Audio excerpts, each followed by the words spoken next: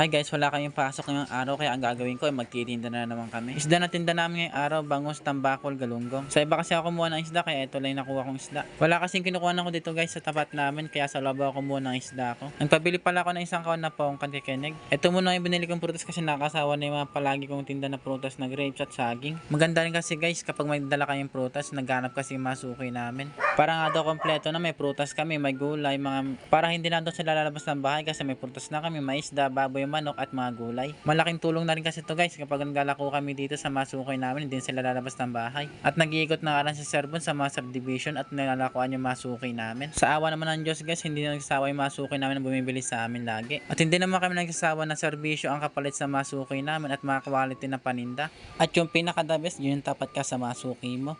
At dito na pala tayo guys, naubos na pala yung manok baboy natin guys kasi kumuha yung masuki namin ng marami. Ang isda naman namin guys, isang tambakol, isang galunggong ang natira sa amin. Yung pongkan naman, medyo marami pa kaya ilala ko ng kapatid ko bukas. At abangan nyo nga guys bukas kung magkano ang kinita namin ngayong araw guys. So ayun lang, hanggang sa muli, paalam!